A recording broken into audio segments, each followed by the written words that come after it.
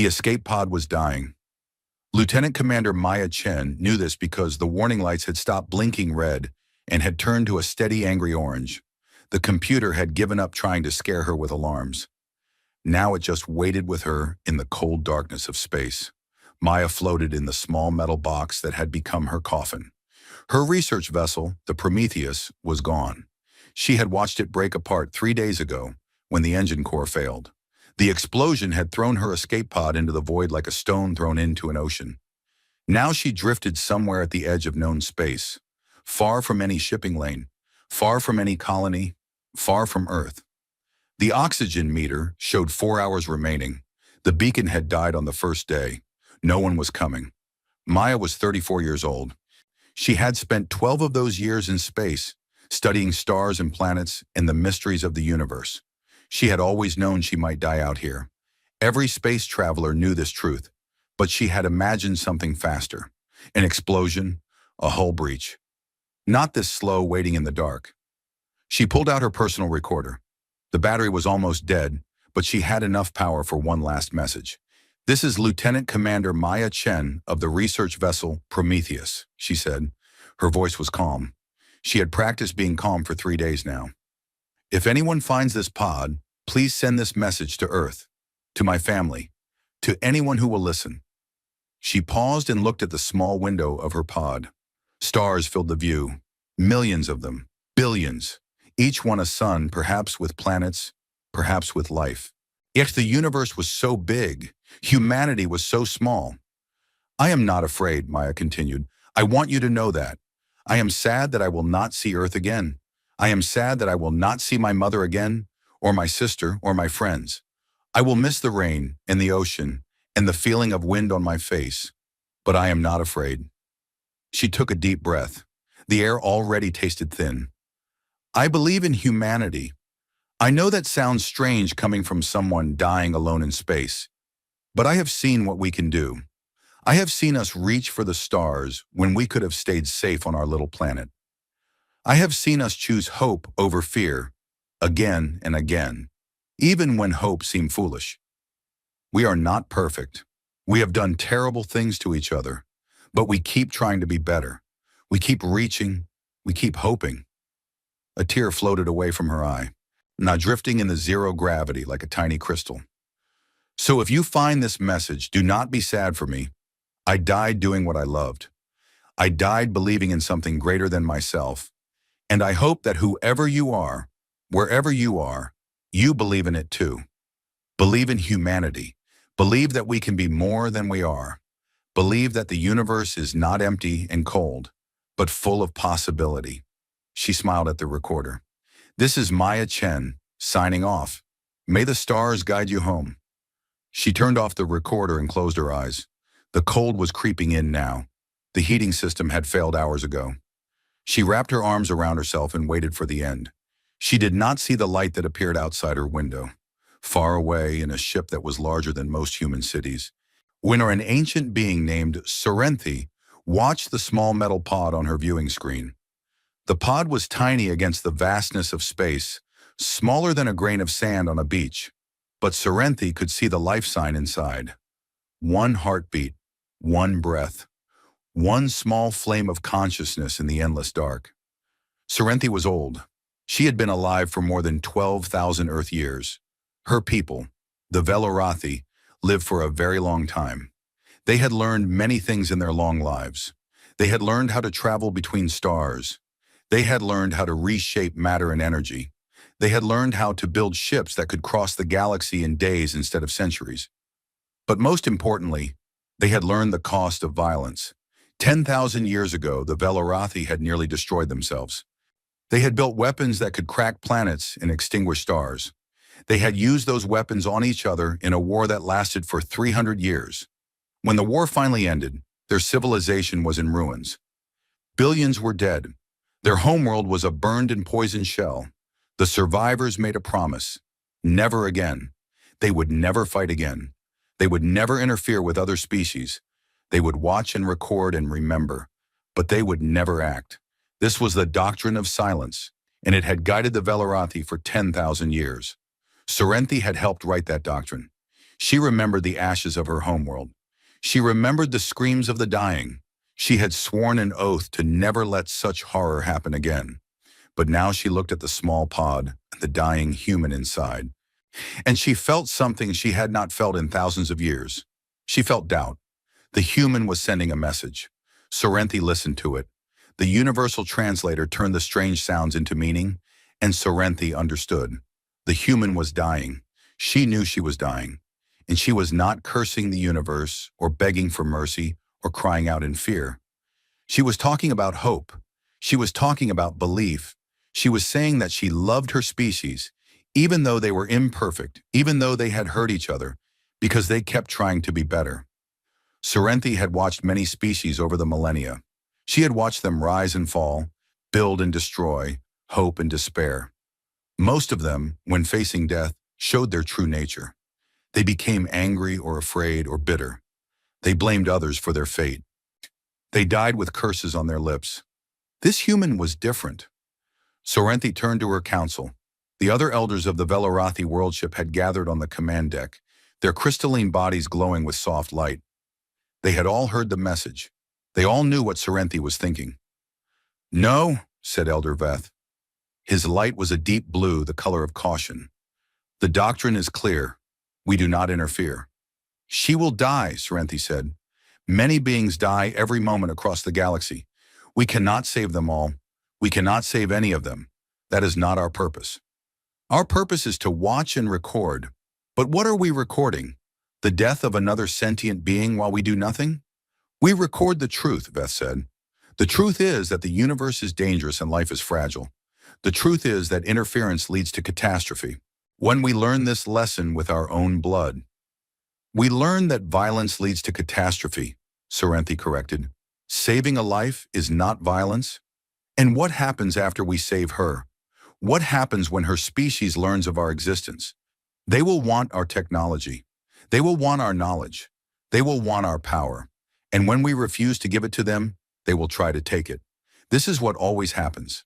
This is why we hide." Sorrenti looked at the viewing screen again. The human had stopped talking.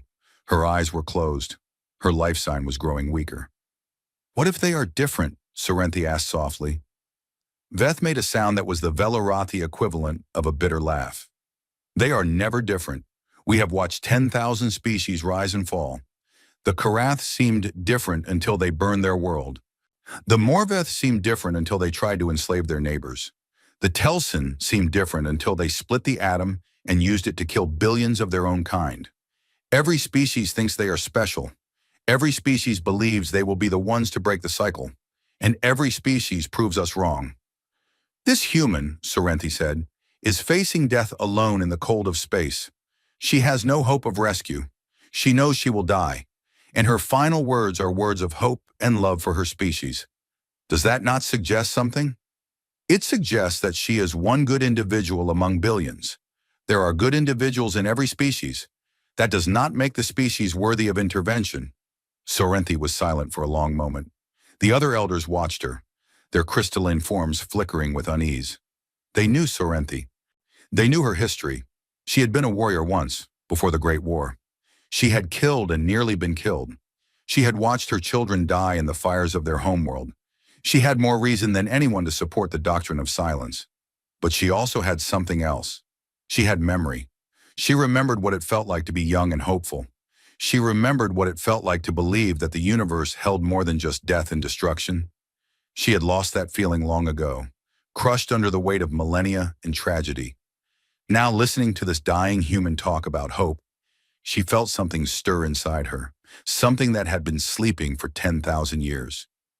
"I am going to save her," Sorrenti said. The council erupted in protest. Lights flashed in colors of alarm and anger. Voices overlapped in a chaos of objection. "You cannot! The doctrine forbids it! You will doom us all!" Sorrenti raised her hand, and the voices fell silent. She was the eldest of the elders. Her authority was absolute, even if she rarely used it. "I will take responsibility," she said. "If this decision brings harm to our people, the fault will be mine alone. But I cannot watch this being die while we do nothing. I cannot record another death and call it wisdom. I have recorded enough deaths to fill 1,000 libraries. I am tired of recording. I want to act. And what of the consequences? Feth demanded. I will accept them, whatever they are. She turned to the control interface and began entering commands. The world ship changed course, moving toward the tiny escape pod that drifted in the darkness. Maya Chen woke to warmth, and this surprised her. She had expected to never wake again. She had expected the cold sleep of death, followed by whatever came after. Instead, she felt warm air on her skin and soft light on her eyelids. She opened her eyes. She was lying on a bed in a room that seemed to be made of crystal. The walls glowed with soft, shifting colors. The ceiling was transparent, showing stars above. Everything was beautiful and strange and completely impossible. Am I dead? Maya asked. No, said a voice like wind chimes. You are alive. Maya turned her head. Standing beside her bed was a being unlike anything she had ever seen. It was tall and slender, made of what looked like living crystal. Light moved through its body like blood through veins. It had 2 arms and 2 legs like a human, but no face that Maya could recognize. Instead, and there was a smooth surface that shifted with colors and patterns. I am Serenthi, the being said. You are aboard my ship. We found you drifting in your small vessel. You were near death. We saved you. Maya stared at the alien for a long moment. Her mind was struggling to process what she was seeing. First contact with an alien species, the dream of humanity for centuries, and she was the one to experience it. Thank you, Maya said finally. Her voice was rough from disuse. I don't understand why you saved me, but thank you. I saved you because of your message, Serenthi said. The words you spoke before you thought you would die, they moved me. My message. Maya tried to remember what she had said. It felt like a dream now. I just said what I felt. I said I believed in humanity. Yes, you were alone and dying. And you spoke of hope. You spoke of your species with love, even though you acknowledged their flaws. This interested me. Maya managed to sit up. Her body felt weak but whole. Whatever technology these beings had, it was far beyond anything humans had developed. Who are you? Maya asked. Where do you come from? Are there others like you? We are the Velarathi, Serenthi said. We have existed for a very long time. There are many of us spread across the galaxy in ships like this one. We watch and record the universe, but we do not interfere with other species. Usually. But you interfered with me. Yes, I broke our most sacred law to save you. The consequences of this choice are still unknown. Maya felt a weight settle on her shoulders. She had been saved, but at what cost? I don't want to cause problems for your people, she said. If you need to return me to where you found me, I understand. Serenthi made a sound that Maya somehow understood was laughter. You would accept death to avoid causing us difficulty? I wouldn't accept it happily, but I wouldn't want my life to come at the expense of your people. Serenthi was silent for a moment. When she spoke again, her voice was softer. You continue to surprise me, human. Most beings, when offered life, would take it without thought for the cost to others. You consider the cost. You offer to pay it yourself. That's just basic decency, Maya said. It's nothing special. It is more special than you know. Over the following months, Maya lived among the Velarathi. She learned about their history and their culture. She learned about the Great War that had nearly destroyed them and the doctrine of silence that had guided them ever since. She learned about the hundreds of species they had watched rise and fall over the millennia. In return, she taught them about humanity.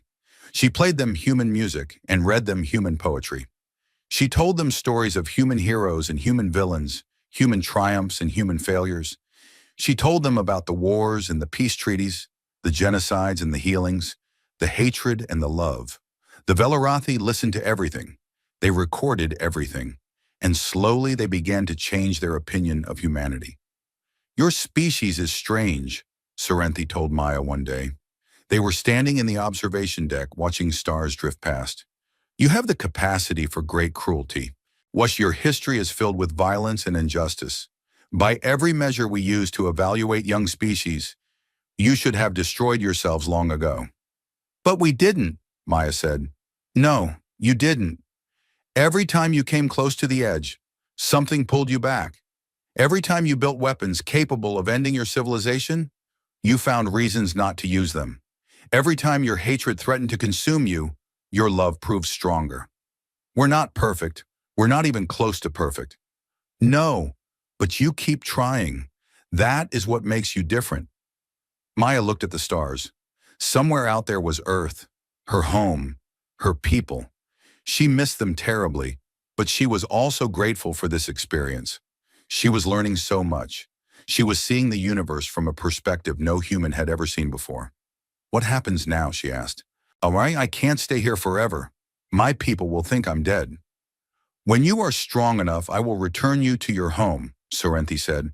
I will give you the coordinates of this region of space. If your people are truly different, if they are truly capable of choosing a better path, then perhaps one day they will come to find us. And if they do, what then? Sorrenti's crystal body flickered with complex patterns of light. Then we will see if my faith in your species was justified. We will see if the doctrine of silence should remain unbroken, or if it is time for the Velarathi to rejoin the galaxy.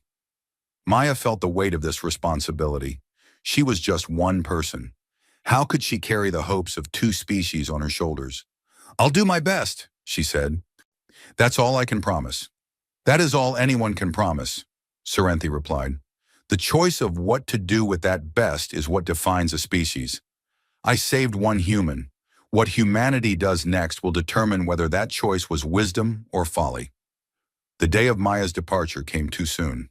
The Velarathi had built her a new ship, small but powerful, capable of crossing the vast distance back to human space in just a few weeks.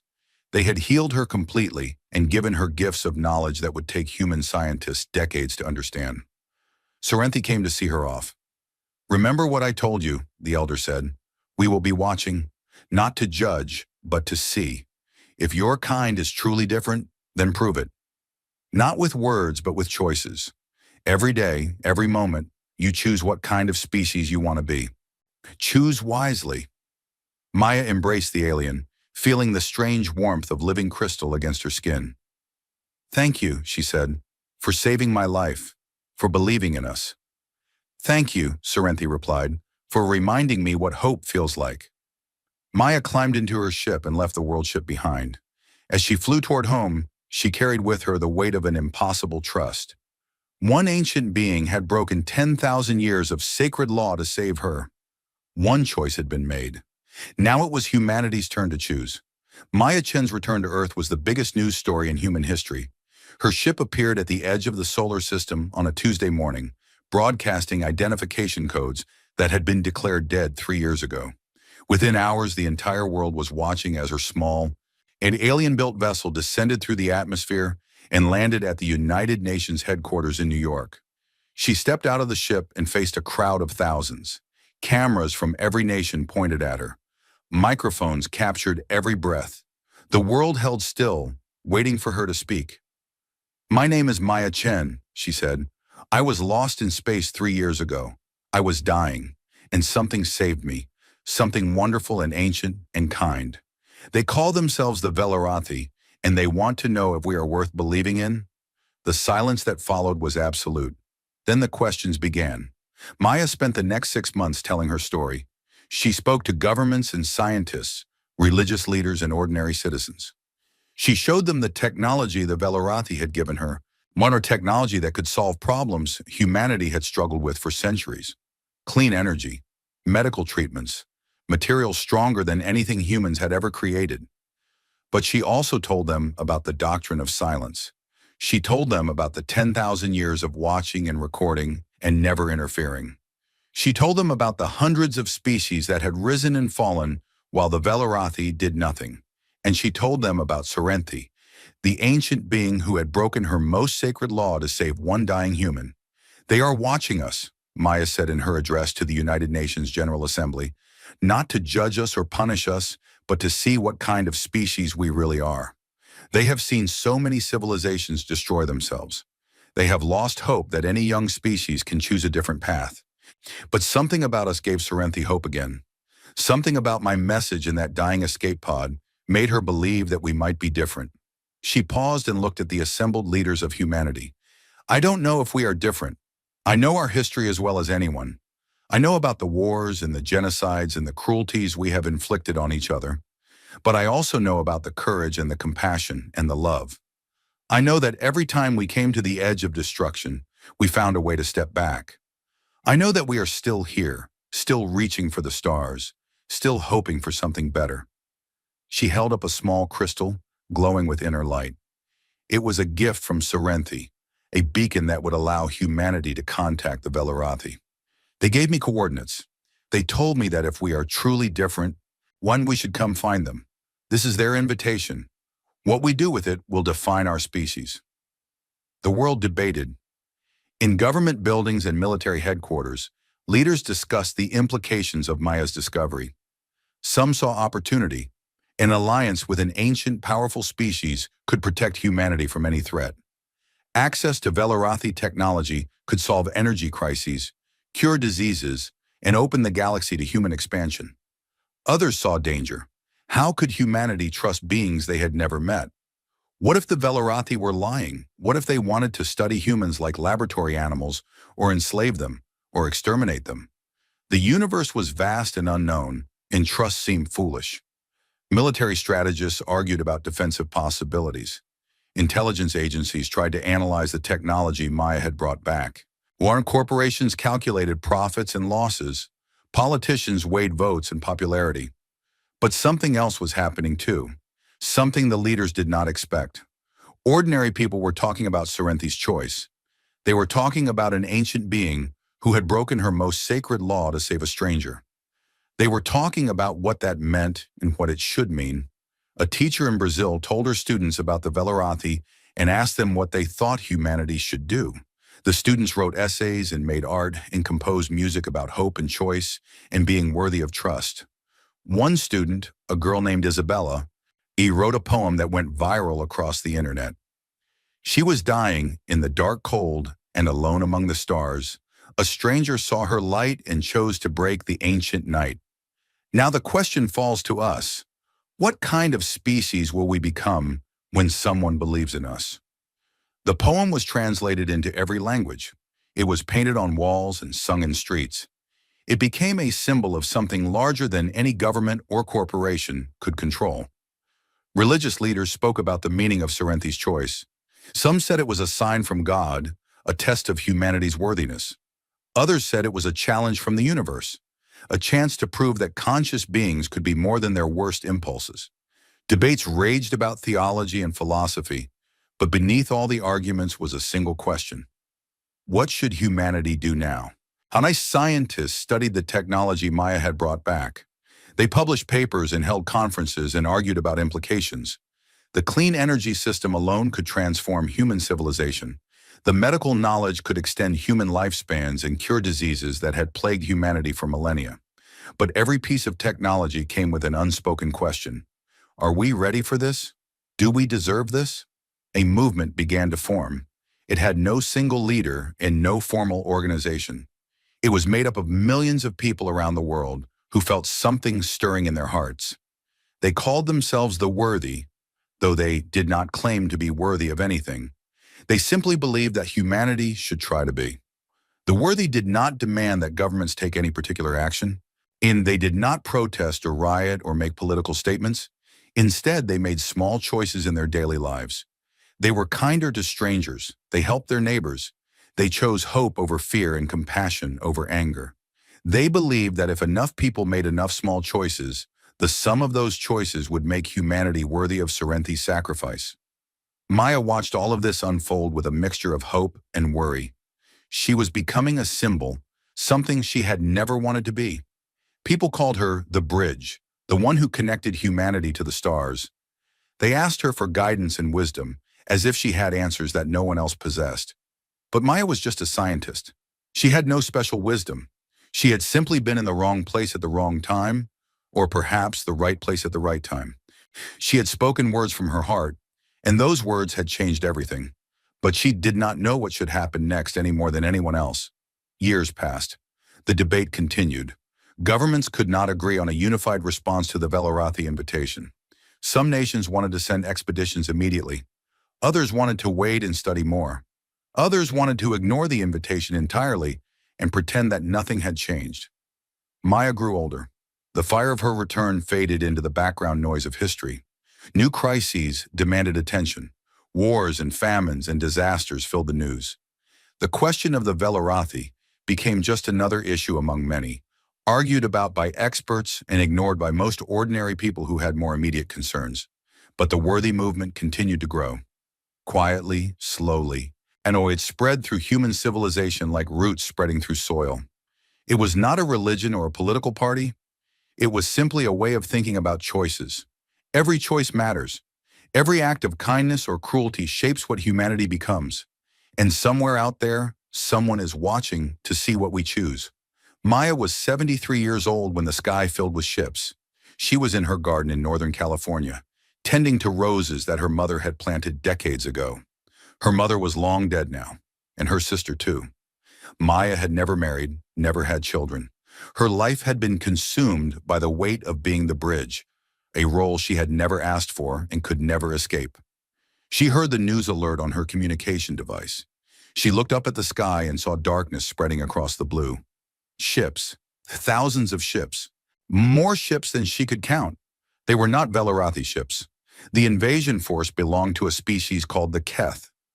They had traveled across the galaxy, conquering and consuming everything in their path. 17 civilizations had fallen to them over the past 1,000 years. Now they had come to Earth. Their message was broadcast on every frequency, in every language, to every corner of human civilization. Primitive beings of this planet, we are the Keth Dominion. Your world and all its resources now belong to us. Your people will serve us as labor units. Resistance is inefficient and will be punished. You have 90 standard cycles to prepare for integration. This is not a negotiation. This is your new reality. Accept it.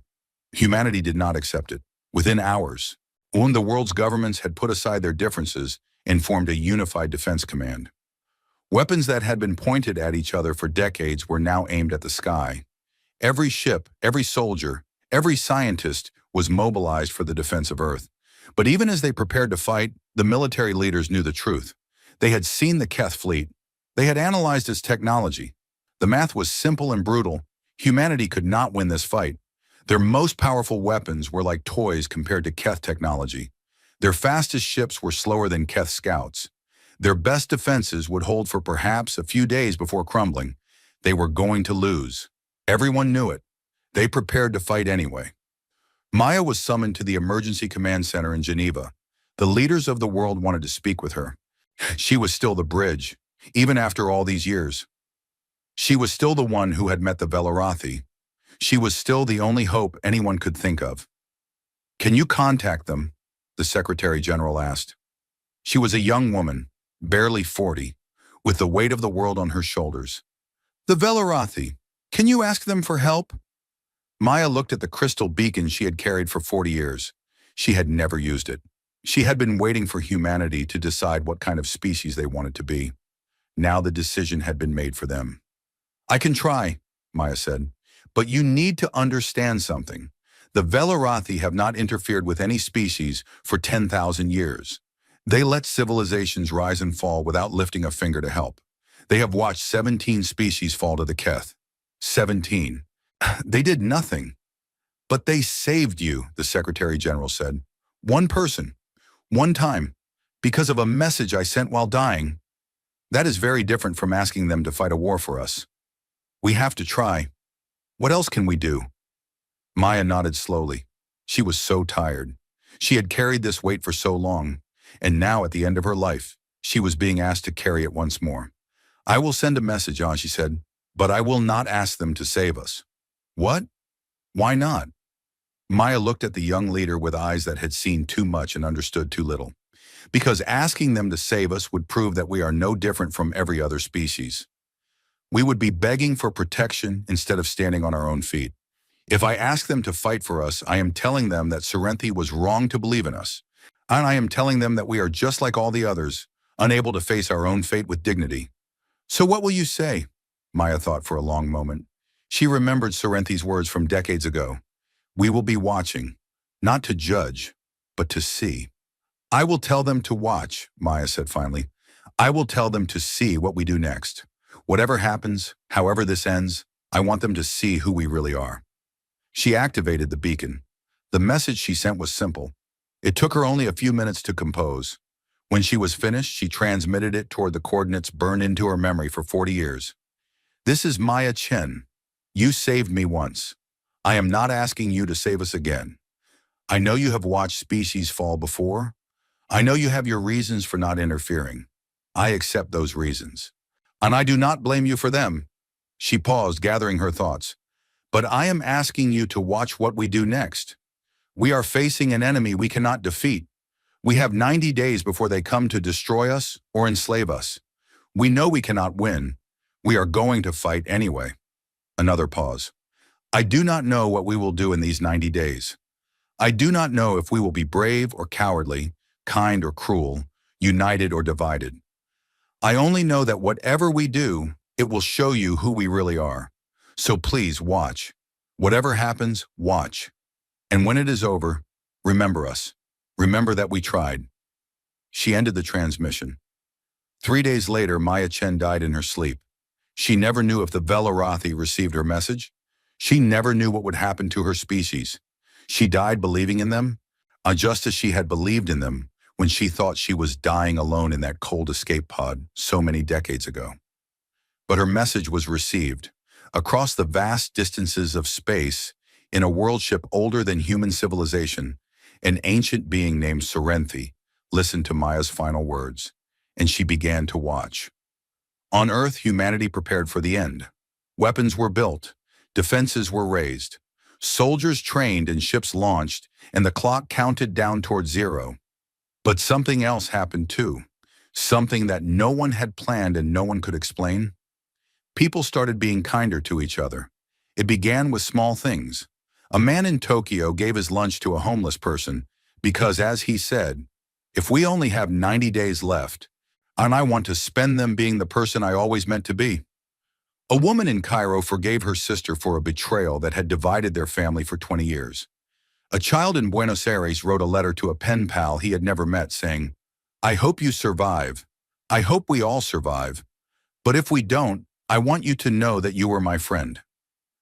The small things grew into larger things. Enemies made peace. Old hatreds were put aside. Resources that had been hoarded were shared. Knowledge that had been kept secret was made public. The barriers that had divided humanity for millennia began to crumble.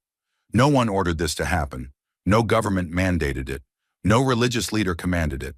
It simply happened, like water flowing downhill, like flowers turning toward the sun.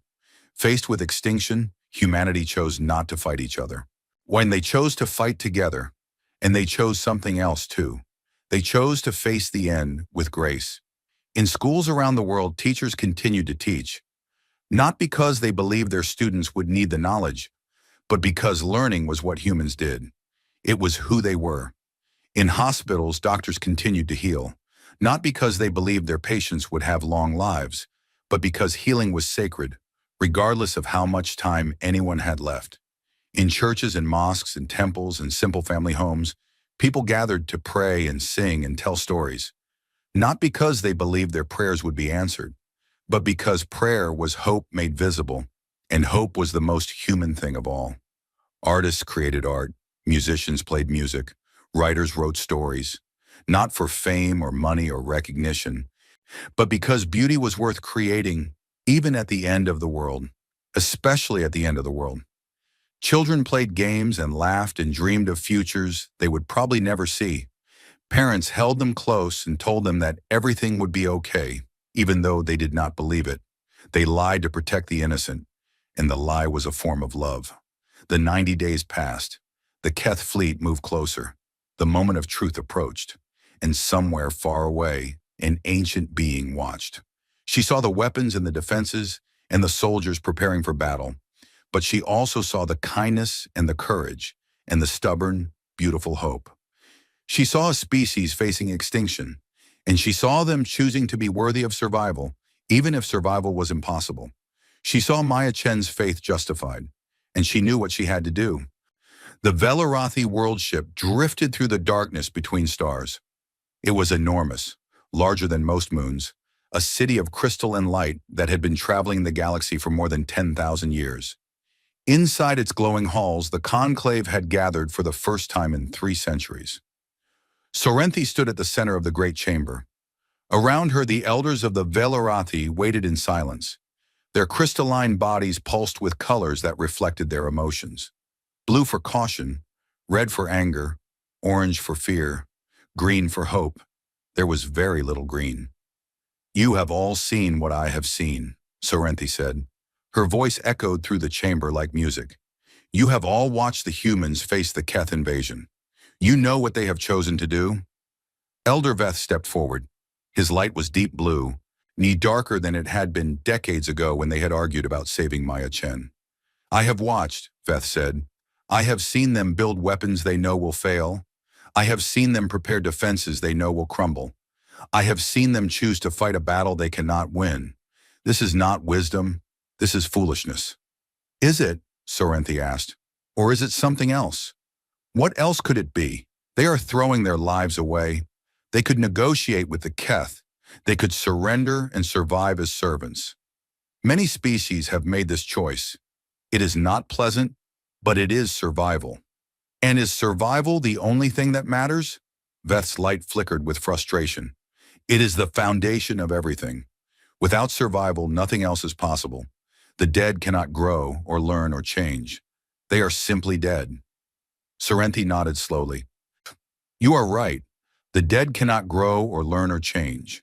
But sometimes the way a species faces death tells us more about who they are than all the years of their life combined." She waved her hand in the air filled with images. They were recordings from her observation drones captured over the past 90 days on Earth. The first image showed a classroom. Children sat at desks while a teacher stood at the front, explaining mathematics. The windows showed a sky dark with Keth ships. Sirens wailed in the distance. But the teacher kept teaching, and the children kept learning. "This teacher knows she will probably die," Sorrenti said. "She knows her students will probably die. Yet she continues to teach them, not because it is useful, but because she believes that learning has value in itself. She believes that being human means reaching for knowledge, even at the end." The next image showed a hospital. Doctors and nurses worked frantically, treating patients injured in the preparations for war. The hospital was running low on supplies. The staff had not slept in days, yet they kept working. "These healers could be with their families," Sorrenti said. "They could be spending their last days with loved ones, holding each other, saying goodbye. Instead, they are here, saving lives that may be ended in hours or days. Why? Because healing is who they are. It is not what they do. It is what they are." More images followed. A musician playing violin in a bomb shelter, bringing peace to terrified refugees. An old man planting a tree he would never see grow. Two former enemies shaking hands and apologizing for decades of hatred. A child giving her last piece of bread to a younger child because, as she said, "You're littler than me, and little people need to eat." The elders watched in silence. Some of their lights began to shift, blue fading to green. "I have watched many species face extinction," Sorrenti said. "The Karath, the Morveth, the Telsin. All of them fell to various disasters, natural or self-inflicted, and when they faced the end, they showed their true nature. The Karath turned on each other, fighting over scraps even as their world burned. The Morveth collapsed into despair, giving up before the end arrived. The Telsin blamed each other, spending their last days in bitter recrimination instead of comfort." She paused and gestured at the images still floating in the air. "The humans are not doing this. They are fighting, yes. They are afraid, yes. But they are also being kind. They are forgiving old enemies. They are caring for strangers. They are creating beauty and pursuing knowledge and loving each other with a fierce, desperate intensity that takes my breath away." Veth spoke again, his voice troubled. "One species in 10,000, one exception to the rule. Does this justify breaking the doctrine that has kept us safe for millennia?" "Safe?" Sorrenti's voice sharpened. "We are not safe, Veth. We are hiding. We have been hiding for 10,000 years, watching the galaxy burn around us while we do nothing. We call it wisdom, but it is fear. We call it principle, but it is cowardice. The chamber erupted in protest. Lights flashed in angry reds and oranges. Voices overlapped in denial. How dare you? The doctrine saved us. You insult the memory of our dead. Serenthi waited for the noise to subside. When she spoke again, her voice was quiet but filled with pain. I was there when we wrote the doctrine. I held my children as they died in the fires of our war. I swore that I would never let such horror happen again, and I believed that the only way to prevent horror was to prevent involvement. If we never acted, we could never act wrongly. If we never interfered, we could never cause harm. She looked at each elder in turn. But I was wrong. Inaction is a choice. Watching without helping is a choice. Every time we recorded a species dying while we did nothing, we made a choice. We chose their death over our discomfort. We chose our safety over their survival. We called it neutrality. But there is no such thing as neutrality. There is only action and inaction, and both have consequences. And what would you have us do? Veth demanded. Fight the Keth? Risk our own existence for a species we barely know? Yes, Serenthi said simply. The silence that followed was absolute. 10,000 years ago, we nearly destroyed ourselves with war. We learned that violence leads to destruction. This is true, but we learned the wrong lesson. We thought the answer was to never fight again. The real answer is to only fight for things worth fighting for. She pointed at the images of humanity, still floating in the air like memories made visible. These beings are worth fighting for, not because they are perfect. They are far from perfect, but because they are trying. In the face of extinction, with every reason to give up, they are trying to be better. They are trying to be worthy. They are trying to be kind. Her voice rose with passion. For 10,000 years, I have watched species fail this test. For 10,000 years, I have recorded their failures and told myself that this was wisdom. But it was not wisdom. It was despair. I had given up hope that any species could be different. I had forgotten why the doctrine was created in the first place. Why was it created? Asked a young elder, whose light was flickering between blue and green. To protect us from our worst impulses, to prevent us from using our power for conquest and domination. But it was never meant to prevent us from using our power for good. It was never meant to turn us into watchers while the galaxy suffered. We were not supposed to become gods who observe without caring. And we were supposed to become wise beings who know when to act and when to refrain. She looked at the image of the teacher in the classroom, still teaching as the world ended around her. The doctrine was meant to be a shield against evil. We turned it into an excuse for apathy. And I am done with apathy. I am done with watching. I am done with recording the deaths of the innocent while I tell myself that it is not my concern. Veth stepped closer to her. His light had begun to shift, blue fading to something more complex. And if we intervene, and it goes wrong? What if the humans prove to be no different from the others? What if they take our technology and use it to conquer? What if they turn on us, just as everyone else has? Then we will have tried, Serenthi said. We will have reached out in hope instead of withdrawing in fear. When we will have chosen to believe in the possibility of good, even if that belief is proven wrong. And that choice, that act of faith, will mean something. It will mean that we are still capable of hope. It will mean that the Velarathi have not entirely forgotten what it means to be alive. She raised her hand and the images changed. Now they showed Earth from space, a blue and green jewel surrounded by the dark shapes of Keth warships. So small, so fragile, so beautiful. I saved one human 40 years ago, Serenthi said. I broke the doctrine because something in her message touched my heart. I did not know if I was right or wrong. I only knew that I could not watch her die without trying to help. She turned to face the conclave fully. That human is dead now. She died 3 days ago, after sending me a message asking me to watch what her species would do in their final days. She did not ask me to save them. She only asked me to see them, to remember them, to witness their struggle, whatever form it took. Her voice cracked with emotion. I have seen them. I have seen them choose kindness over cruelty, hope over despair, love over hate. I have seen them face extinction with grace, and I cannot watch them die without trying to help. Not again. Not anymore. She straightened to her full height, her crystal body blazing with light. I am going to Earth. I am going to fight the Keth. I am going to break the doctrine in the most complete way possible. Any of you who wish to join me may do so. Any who wish to remain here and continue watching may do that too. I will not force anyone to act against their conscience. Hey, but my conscience demands that I act. She began to walk toward the exit of the chamber. Serenthi?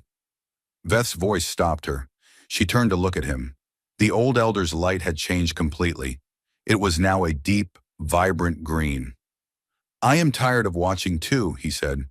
I have been tired of it for longer than I wanted to admit. You are right. The doctrine was never meant to make us cowards. It was meant to make us wise. And the wisest choice I can think of is to stand with those who choose hope over despair. He moved to stand beside her. I will come with you. One by one, the other elders made their choice. Some remained where they stood, their lights flickering with doubt and fear. But most moved to join Serenthi and Veth. Dozens of ancient beings, each older than human civilization, each choosing to break their most sacred law for a species they barely knew. By the time Serenthi reached the exit, nearly 3/4 of the conclave stood behind her. Set course for Earth, she commanded. Maximum speed, and prepare our weapons. The world ship began to move. Stars streaked past its crystal walls as it folded space around itself, crossing distances that would take human ships centuries in mere days. On Earth, the 90 days had almost ended. The Keth ultimatum would expire in hours.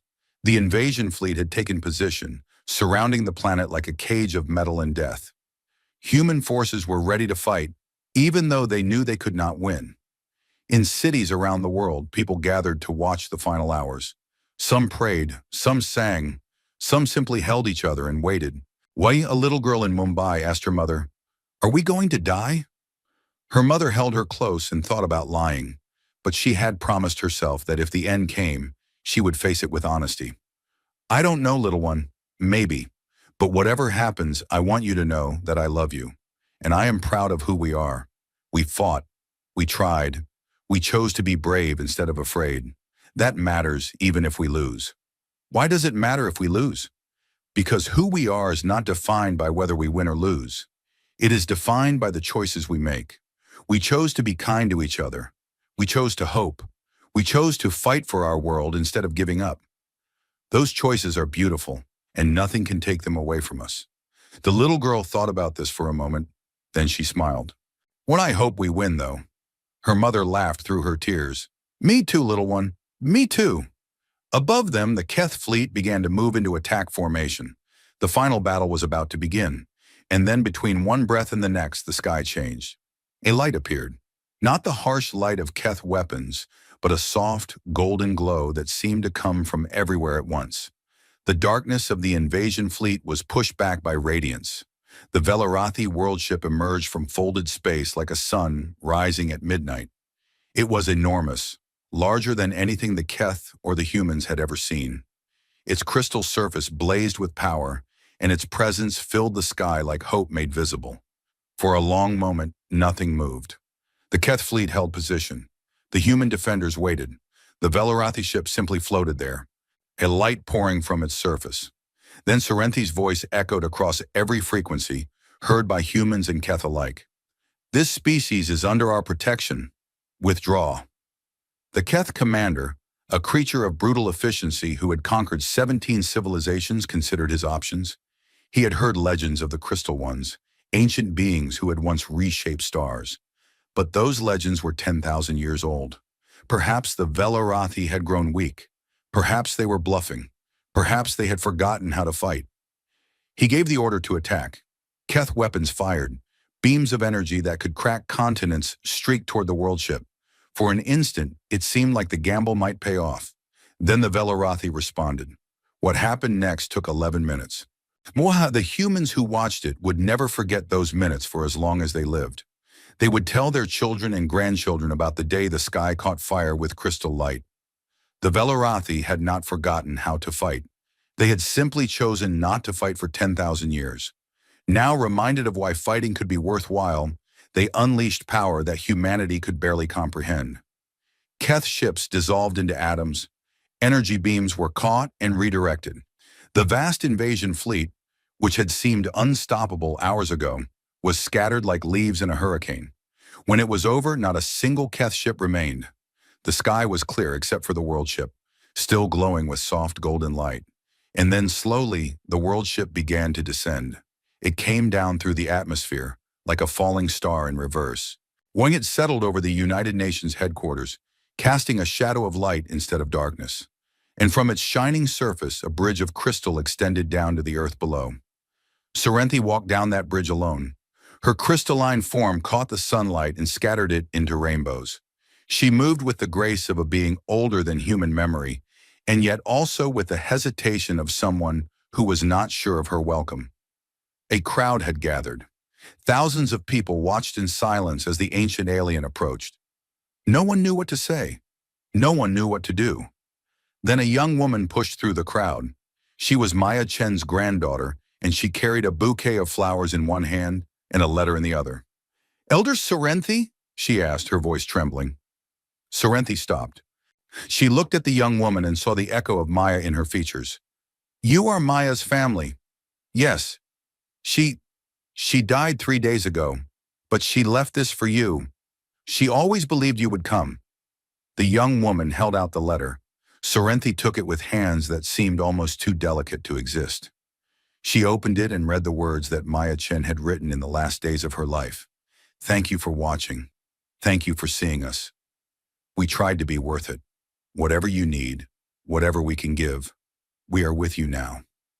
All of us." Serenthi looked up from the letter. Her crystal body flickered with patterns of light that no human could fully interpret. But somehow, everyone who saw her knew what she was feeling. She was crying.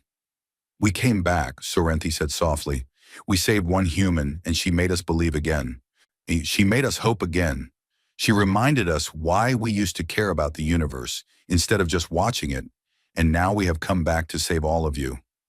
She looked at the crowd, at the thousands of faces watching her, with expressions of wonder and gratitude and fear. "But we did not save you because you needed saving. We saved you because you proved that you were worth saving. You faced extinction, and you chose to be kind. You knew you were going to lose, and you chose to be brave. You had every reason to despair, and you chose to hope." Her voice rose, echoing across the silence. "We have watched 10,000 species rise and fall. None of them have ever made the choices you made. None of them have ever shown us what you showed us. You are not perfect. You are very far from perfect. But you are trying, and that is more than anyone else has ever done." She reached out and took the young woman's hand. "Maya saved us," Serenthi said. "By showing us what humanity could be, she saved the Velarathi from our own despair. Now we return the favor.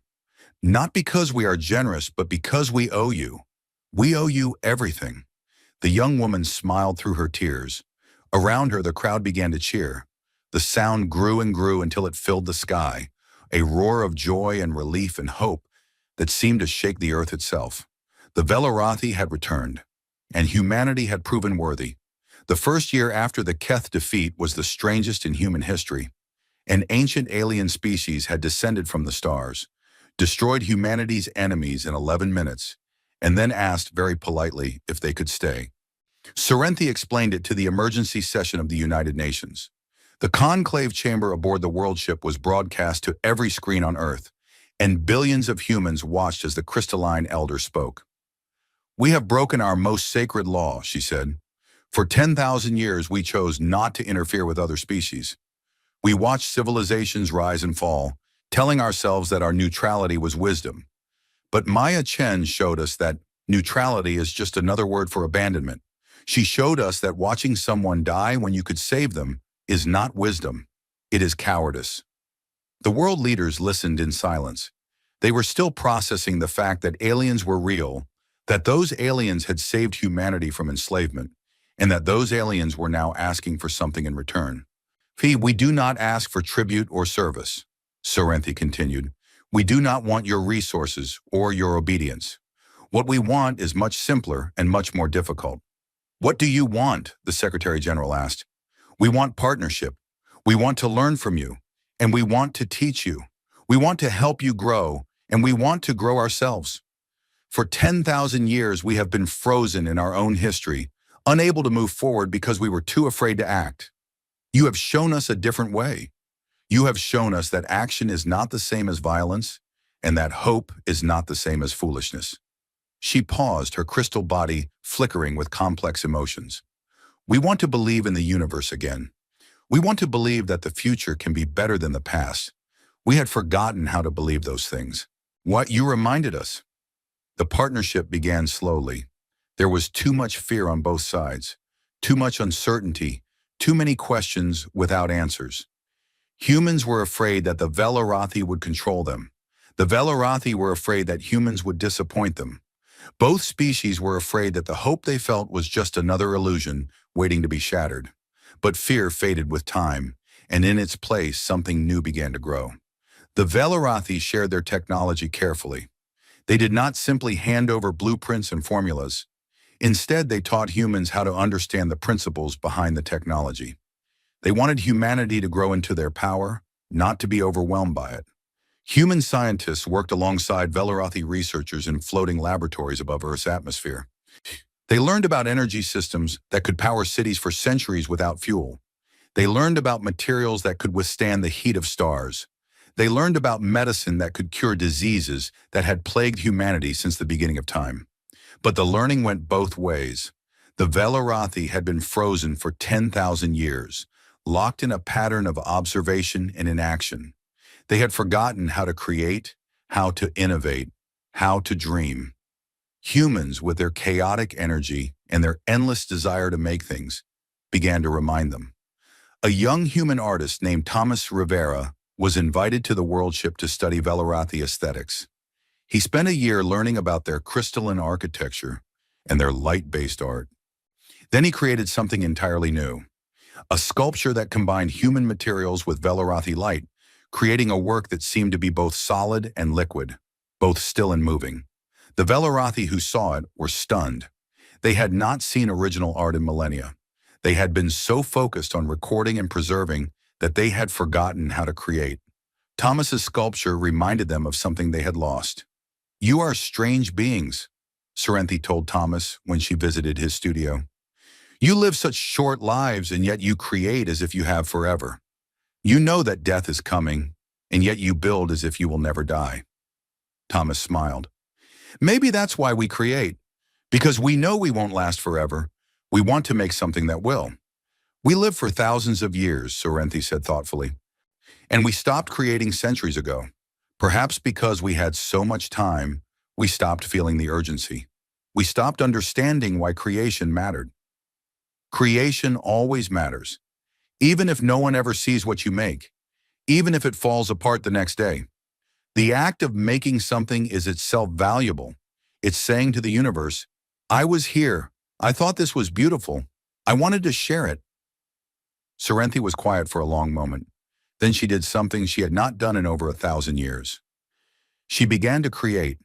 Her first work was simple, a small sculpture of light and crystal that represented a human hand reaching toward the stars. She worked on it for weeks, struggling with techniques she had not used since before the Great War. The result was imperfect, rough in places where it should have been smooth. She loved it anyway. Across the worldship, other Velarathi began to create again. They painted with light. They composed music that mixed crystalline harmonics with human melodies. They wrote poetry in languages that had not been used for entertainment in millennia. The artistic renaissance spread through their society like a fire in dry grass.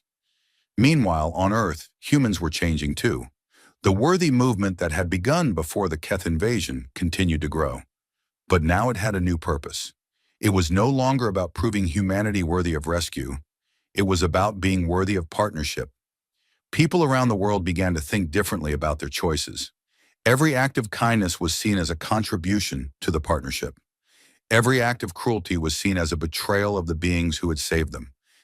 The social pressure to be better than before grew stronger and stronger.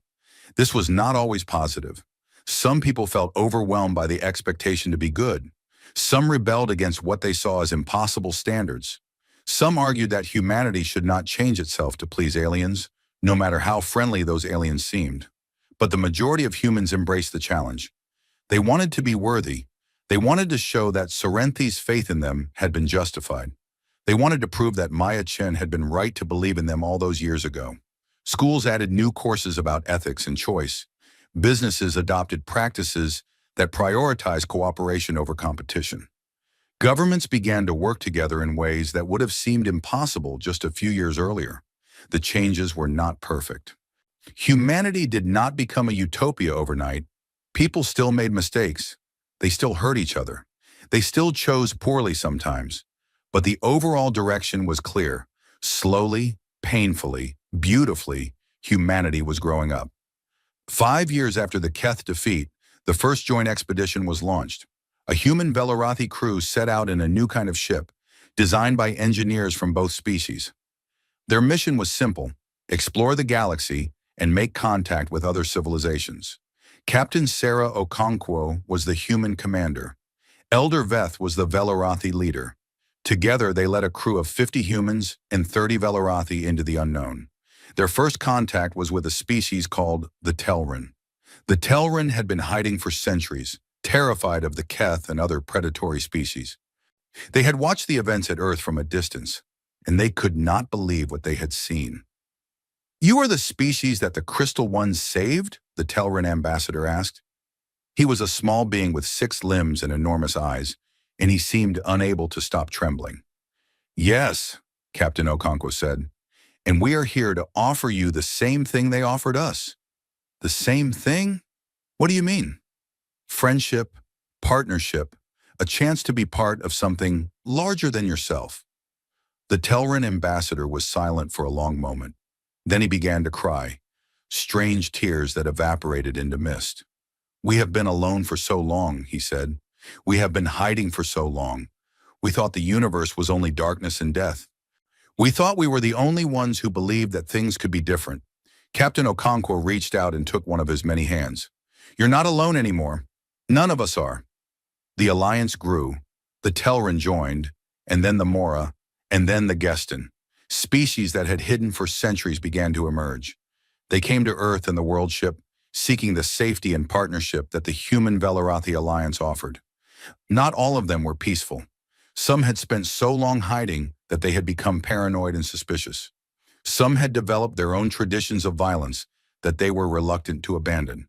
The alliance had to learn how to deal with difficult members, how to set boundaries without abandoning hope. But the core remained strong. Humans and Velarathi worked together to welcome each new species, to help them heal from their centuries of fear, to show them that the universe could be different. 10 years after the Keth defeat, the alliance faced its first real test. A species called the Vreth had been part of the alliance for 2 years. They were powerful beings, nearly as advanced as the Velarathi themselves. But they had never truly accepted the alliance's principles of cooperation and kindness. They had joined for protection, not for partnership. When a rich asteroid belt was discovered between Vreth and human territory, the Vreth decided to take it by force. They moved their fleet into the belt and declared it theirs, regardless of the alliance's rules about shared resources. The crisis divided the alliance. Some species wanted to punish the Vreth harshly to show that breaking the rules had consequences, where others wanted to negotiate to find a compromise that would keep the alliance together. Still others wanted to expel the Vreth entirely to show that the alliance was only for those who truly believed in its principles. Sorrenthi called an emergency meeting of the Alliance Council. Representatives from 17 species gathered in the Great Hall of the World Ship, their voices raised in argument. "The Vreth have betrayed us," shouted the Telrin ambassador, his small body quaking with anger. "They have shown that they never truly joined us. They were only using us for protection. Now that they feel strong enough, they return to their old ways." "But if we punish them, we become like them," argued the Mora representative, a tall being with skin like flowing water. "We become just another empire that uses force to get what it wants. And that is not who we are." "Who we are is defined by our choices," Captain Okonkwo said. She was older now, her hair gray, but her eyes still burned with the same fire she had brought to the first expedition. "The question is not what the Vreth did. The question is what we do in response." "What do you suggest?" Sorrenthi asked. Okonkwo stood and faced the council. I suggest we remember why we formed this alliance in the first place. It was not to create another empire. It was not to enforce rules through punishment. It was to offer hope, to show the galaxy that there is another way, to prove that cooperation is stronger than competition. She turned to look at the Vreth representative, a silent figure in the corner who had said nothing during the debate. The Vreth are afraid. They have been afraid for a long time. They joined us because they wanted protection, and that is not wrong. Protection is a good reason to join, but they never learned to believe in the Alliance's deeper purpose. They never learned to hope. She walked toward the Vreth representative. I do not blame you for what your people did. I understand the fear that drove them, but I also believe that fear does not have to be the end of the story. You can choose differently. You can learn to hope. The Vreth representative finally spoke. His voice was deep and rough, like stones grinding together. You think hope is so easy? You think we can just choose to believe after centuries of struggle and loss? Your species had one crisis. One. We have faced dozens. We have been conquered and freed and conquered again. When we have learned that the universe is cruel and that the only thing that matters is power. And yet you are here, Okonkwo said. You joined the Alliance. Some part of you wanted to believe that things could be different. Some part of you hoped. The Vreth was silent. The asteroid belt is not worth destroying what we have built, Okonkwo continued. If your people need the resources, we will help you find other sources. If they need security, we will provide it. But we will not give up on you. We will not expel you from the Alliance because you made a mistake. That is not who we are. And if we refuse, if we keep the belt and challenge your authority, Okonkwo smiled sadly, then you will face the consequences of that choice. Not punishment for the sake of punishment, but the natural result of choosing isolation over partnership. You will lose access to shared technology. You will lose the protection of the Alliance. You will be alone again, just like you were before. She held out her hand. Or you can choose differently. You can admit that your people acted out of fear, and you can commit to learning a better way. You can stay part of this family, not as servants or subjects, but as partners. The choice is yours. The Vreth representative looked at her hand for a long time. The council held its breath. Then slowly he reached out and took it. We will withdraw from the belt, he said, and we will try to learn this hope you speak of, but it will not be easy. Nothing worthwhile is easy, Okonkwo said, but it is possible. That is all any of us can ask. The crisis was resolved. The Alliance survived. Why? And something important had been proven. The principles of the Alliance were not just pretty words. They could be applied even in difficult situations. They could be maintained even when compromise seemed impossible.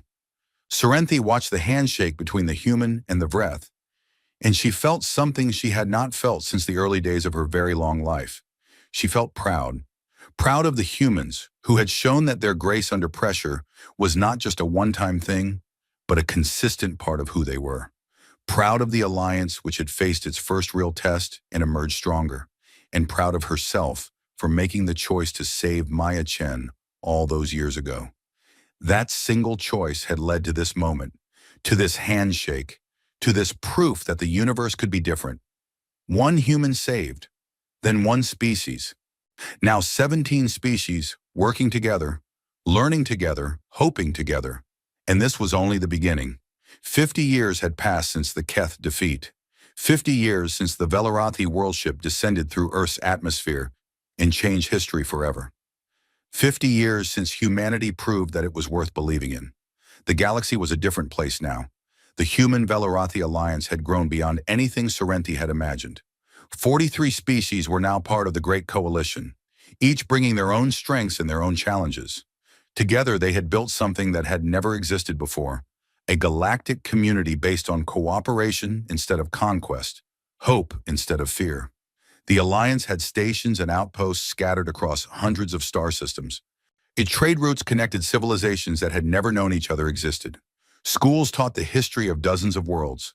Hospitals used medical knowledge from every species to heal patients that any single civilization would have been unable to save.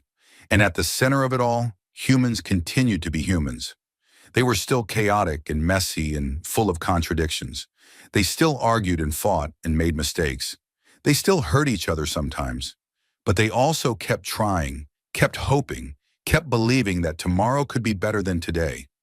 That stubborn, beautiful optimism had become the heartbeat of the alliance. Serenthi was very old now, even by Velarathi standards. Her crystalline body had begun to dim, the light that had burned inside her for over 12,000 years finally fading. She knew her time was coming to an end. She had made peace with that truth. But before she died, she wanted to see one more thing.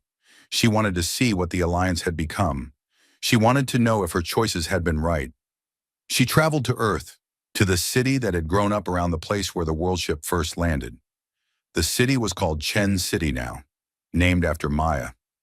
It was a beautiful place, filled with buildings that combined human and Velarathi architecture, parks where children of multiple species played together, universities where scholars from across the galaxy studied side by side. Serenthi walked through the streets slowly, her ancient body struggling to keep up with the pace of life around her. People recognized her, of course. She was the most famous being in the galaxy. The one who had broken 10,000 years of silence to save a single dying human. They stopped to thank her, to shake her hand, to tell her how much she meant to them. She accepted their gratitude with humility. She had never felt like a hero. She had simply made a choice when a choice was needed. Everything that followed was not her doing alone. It was the result of millions of choices made by millions of beings, each one adding their own light to the growing flame. She found herself at the Maya Chen Memorial, a beautiful park in the center of the city. At its heart stood a statue of Maya, forever young, forever reaching toward the stars. Surrounding the statue were smaller monuments to the key moments in Alliance history. The Keth defeat, the first joint expedition, the Vreth crisis, the admission of each new species. A Serenthi sat on a bench and looked at Maya's face, carved in crystal by Velarathi artists. "I wish you could see this," she said softly. "I wish you could see what grew from the seed you planted." A young human woman sat down beside her. She was perhaps 20 years old with dark hair and bright eyes that seemed familiar somehow. "Elder Serenthi, my name is Hope Chen. I'm Maya's great-great-granddaughter." Serenthi looked at her with surprise and delight. "I did not know Maya's family still lived in Chen City. We never left. This is our home. Maya's legacy is our legacy." Hope smiled. "I've heard so many stories about you, about the choice you made, about how you saved my ancestor." "She saved me," Serenthi said. "I was lost for 10,000 years, frozen in fear and despair. She reminded me what it meant to hope. She gave me back my future." Hope was quiet for a moment. Then she asked, "Do you ever regret it? Breaking your law to save one human?" Serenthi considered the question carefully. She had asked herself this many times over the decades. "I regret many things," she said finally. "I regret the 10,000 years I spent watching the galaxy suffer while I did nothing. I regret the species that died while I recorded their deaths and called it wisdom. I regret the fear that kept me paralyzed for so long." She turned to look at Hope. "But I do not regret saving Maya. That was the first good choice I made in millennia. It was the choice that led to all of this." She gestured at the city around them, at the memorial, at the sky where ships from dozens of species moved among the stars. Every act of kindness in this galaxy, every moment of cooperation, every life saved, and every friendship formed, all of it can be traced back to that one choice. Not because I was special, but because that choice opened a door. It showed that change was possible. Hope nodded slowly. "That's what my grandmother always said. She said that history is just a collection of choices, and every choice creates new possibilities. The big moments get all the attention, but they're made up of small moments. One person choosing to be kind, one person choosing to hope, one person choosing to believe that things can be different. Your grandmother was wise. She learned from Maya's letters. Maya wrote a lot in her final years. She wrote about you and about the Velarathi and about what she hoped humanity would become. Those letters are part of our family's treasure." Serenthi felt a warmth in her fading heart. "I would very much like to read those letters, if your family would permit it." "Of course. Your family too, in a way. Maya always said you were the one who first believed in us. She said that your faith was what made everything else possible." They sat together in comfortable silence. watching the people pass by. Humans and Velarathi walked side by side, their differences obvious but their friendship clear. Children of multiple species chased each other through the park, their laughter mixing into a single joyful sound. A distress signal interrupted the peaceful moment. Every communication device in the city lit up with an emergency alert. Serenthi and Hope both checked the message. A ship on the far edge of explored space had encountered a new species. This species was in crisis. Their sun was dying, and they did not have the technology to escape. They had perhaps 10 years before their world became uninhabitable. They were sending a desperate plea for help to anyone who could hear them. Within minutes, the Alliance was mobilizing. Ships were being prepared. Rescue plans were being drawn up. Engineers from a dozen species were calculating how many refugees could be transported and how quickly. Medical teams were gathering supplies. Diplomats were preparing to make first contact with a civilization that had never known the galaxy was full of friends waiting to help them. Serenthi watched the organized chaos with wonder. This was what the Alliance had become, a civilization that responded to a stranger's distress call, not with suspicion or calculation, but with immediate, overwhelming help. "Will you be joining the rescue fleet?" Hope asked. Serenthi shook her head sadly. "I am too old for such journeys now. My light is nearly spent, but I am glad to see that my species will be there, alongside humans and all the others. I am glad to know that the work will continue after I am gone." Hope took her hand gently. "Would you like to watch the launch? My family has a viewing platform on the roof of our building. You can see the whole sky. I would like that very much." They walked together through the streets, the old alien and the young human. People made way for them, recognizing Serenthi and treating her with the respect due to a living legend. And some reached out to touch her crystal surface, as if seeking a blessing. She accepted their gestures with patience and love. The viewing platform was beautiful, a wide terrace covered with flowers from Earth and crystal sculptures from the Velarati homeworld.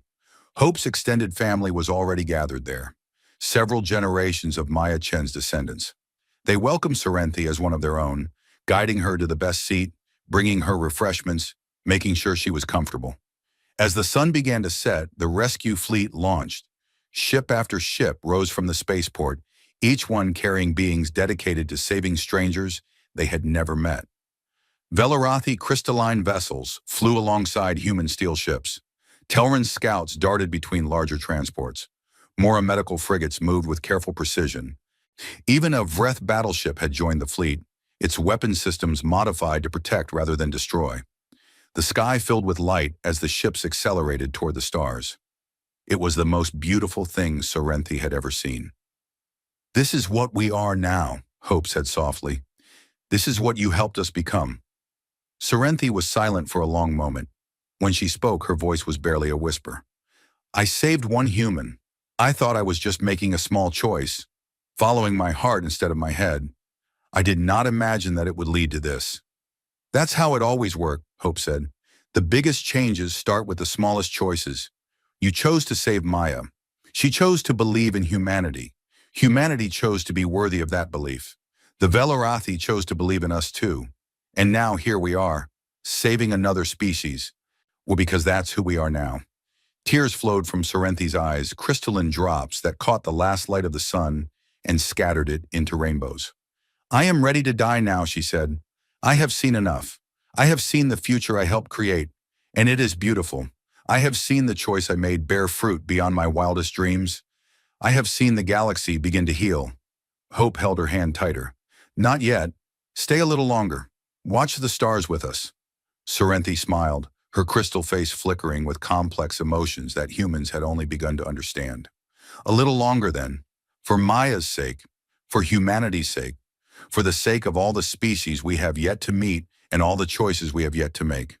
They sat together as the night deepened and the rescue fleet disappeared among the stars. The sky was full of light, not just from the stars themselves, but from the ships moving between them, carrying hope and help to every corner of the galaxy.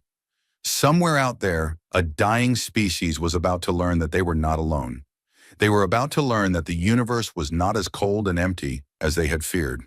They were about to meet the alliance that had grown from one human's message of hope and one alien's choice to listen. And somewhere in that alliance, the legacy of Maya Chen and Sorrenti lived on. Not in monuments or history books, but in the daily choices of billions of beings who had learned that kindness matters, that hope is not foolish, and that even the smallest choice can change the universe. Sorrenti closed her eyes and let the peace wash over her. Her light was fading, but it was not disappearing. It was spreading, diffusing, becoming part of the greater light that filled the galaxy. She was not dying. She was becoming part of something larger than herself. Her last thoughts were of Maya, floating in that cold escape pod so many decades ago, speaking words of hope into the darkness. I believe in humanity, and now, because of that belief, humanity believed in itself, and the Velarathi believed in humanity, and 43 species believed in each other, and the universe was no longer dark and cold and lonely. It was full of light. It was full of hope. It was full of choices, each one creating new possibilities, each one adding to the great tapestry of existence. Sorrenti had saved one human. Humanity had made a different choice, and together they had saved the galaxy. But more importantly, they had saved each other. They had reminded each other what it meant to be alive, to hope, to believe in something greater than yourself. That was the real gift. That was the real victory, and it would continue. Long after Sorrenti's light faded into the crystal of the universe, long after humanity spread to 1,000 worlds, long after the Alliance welcomed its 100th species, its 1,000th, its 10,000th. The light would continue, the hope would continue, the choices would continue, forever and ever, as long as there were beings in the universe who remembered what Maya Chen had taught them all, that hope is worth fighting for, that kindness is stronger than cruelty, that even one small choice can change everything, and that we are never, ever alone.